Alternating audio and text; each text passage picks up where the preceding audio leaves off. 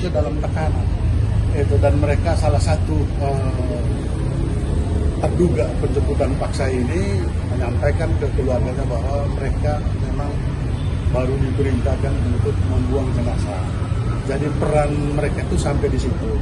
Tapi yang saya mau sampaikan di sini bahwa atas peristiwa pidana ini ada 3 klaster. Itu klaster pertama, itu setelah kami dapat informasi dari penyidik dan dari intelijen kami bahwa klaster pengintai, klaster penjemputan paksa, sama eksekutor. Nah, kami terputus di pengintai sama eksekutor. Nah, adik-adik kami ini mereka perannya hanya untuk menjemput paksa dan memberikan ke mereka. Untuk eksekutornya sendiri diketahui nggak ciri-cirinya atau gimana? Karena ini dalam proses penyelidikan terhadap perkara ini, kami dari pihak keluarga sudah minta perlindungan hukum ke Panglima TNI. Kami juga sudah minta perlindungan hukum ke Kapolri karena ada dugaan oknum seperti itu. Nah, oknumnya dari mana kami tidak tahu, tapi itu masih dugaan, kurang lebih seperti itu. Jadi mungkin tadi abang bilang maksudnya adalah dari para pelaku yang tadi sempat yang kemarin sempat disebutkan ini tidak mengeksekusi. Mereka tidak mengeksekusi begini. Ini makanya kan ada 3 klaster saya bilang. Klaster pertama itu klaster pengintai. Itu mereka mengintai si korban.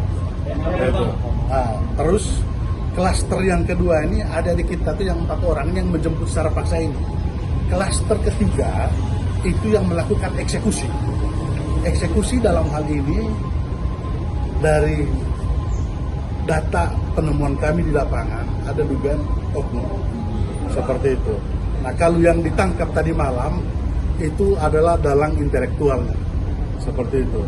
Jadi intinya kami dari keluarga kami memohon maaf terhadap keluarga korban bahwa adik-adik kami juga menerima pekerjaan ini karena diiming-iming sesuatu, karena ada tekanan ekonomi juga.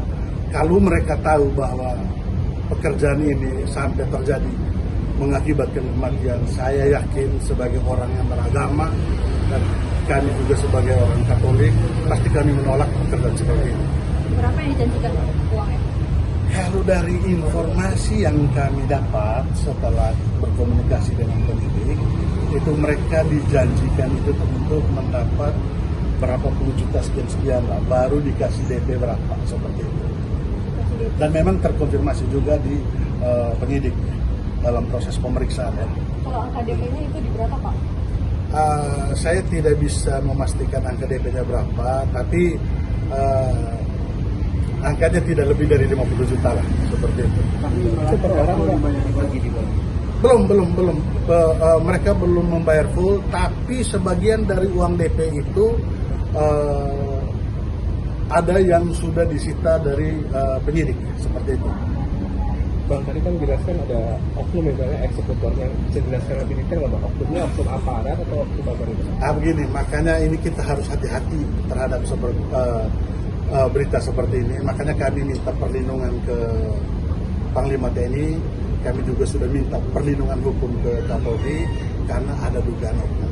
Benar nggak sih, Bang, oknum itu dari Kopassus? Terlalu prematur kalau kita bicara seperti itu. Biarlah proses penyelidikan langsung dari pihak kepolisian yang memberi pernyataan di media seperti itu. Jangan lupa subscribe ya.